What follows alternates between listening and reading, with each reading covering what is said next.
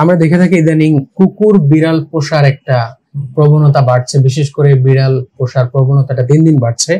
ইসলামে এই কুকুর বিড়াল পোষার বিধানটা কি, বৈধ কিনা? খুবই চমৎকার। এখন আসলে আমাদের সমাজে এখন মানুষের চেয়ে এই সমস্ত প্রাণীর প্রতি মানুষের আকর্ষণ দিন দিন বাড়ছে। বিভিন্ন কারণেই বাড়ছে, কারণ মানুষদের ভিতরে যে মনুষ্যত্ব বা মানবিকতা সেগুলোকে আমরা বিদায় করে দিচ্ছি পরিকল্পিতভাবে। সমাজকে একটা পুঁজিবাদ বা ভোগবাদের ভিতরে নিয়ে আসছি, এবং মানুষ মানেই হচ্ছে একটা ভোগের যন্ত্র, এবং সে শুধুমাত্র যেটার মধ্যে স্বার্থ আছে সেখানে ছুটবে। তো যখন মানুষ তার স্বার্থের পেছনে ছুটতে ছুটতে তার ভিতরের মানবিকতা, মানবিক গুণগুলোকে হারিয়ে ফেলছে, বিশ্বস্ততা, আন্তরিকতা, মান্যতা, একে অপরের সাথে সুসম্পর্ক, তো মানুষ এগুলোকে যখন তাদের মানব সমাজে হারিয়ে ফেলছে, তখন আরেকটি ভিন্ন প্রজাতি বা ভিন্ন প্রাণীর দিকে মানুষ আকৃষ্ট হচ্ছে। সেক্ষেত্রে কুকুর মনিব ভক্ত, একই সাথে বিড়াল মানুষের সাথে খুব মানুষের ঘরোয়া সম্পর্কগুলো খুব ভালো থাকে, বিড়াল কথা মানে, তো সেদিকে মানুষের আকর্ষণ বাড়ছে। তো এখানে দুটো দৃষ্টিভঙ্গি আছে। একটি হচ্ছে যে প্রয়োজনের জন্য কুকুর বা বিড়ালকে লালন পালন করা। প্রয়োজন কি? যেমন কুকুরের ক্ষেত্রে রাসূলুল্লাহ সাল্লাল্লাহু আলাইহি সাল্লাম বলেছেন যে 3 ধরনের প্রয়োজন আছে যে প্রয়োজনে কেউ কুকুর লালন পালন করতে পারে। যেমন বাড়ির পাহারা দেওয়া দরকার, আপনার কোনো খামারের পাহারা দরকার, পাহারাদারি দরকার, অথবা শিকারের প্রয়োজনে।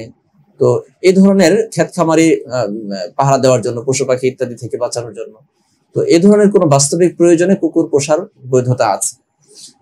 আমরা যদি বিড়ালের দিকে তাকাই, তো বিড়ালের ক্ষেত্রে দেখা যাবে যে কিছু প্রয়োজন আছে, যেমন ঘরের ভিতরে ইঁদুরের যন্ত্রণা আছে, ইঁদুরের যন্ত্রণা থেকে বাঁচার জন্য বিড়াল পুষছে কেউ।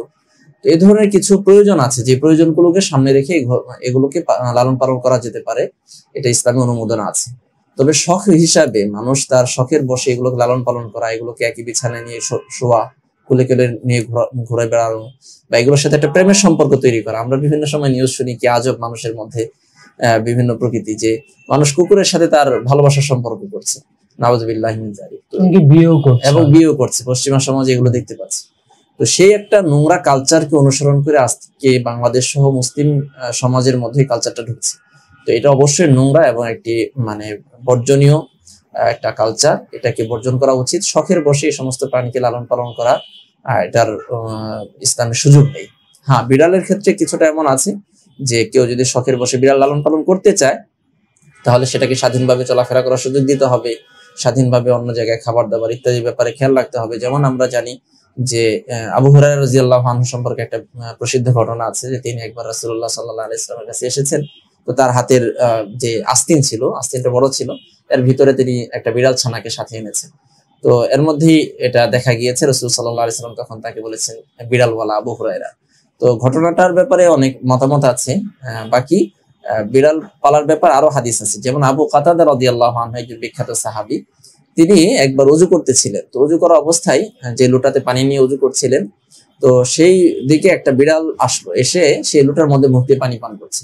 তো তিনি ওযু থামিয়ে দিয়ে সেই বিড়ালের দিকে এই লোটাটাকে কাত করে দিলেন, যাতে করে সে ভালো করে পানি পান করতে পারে।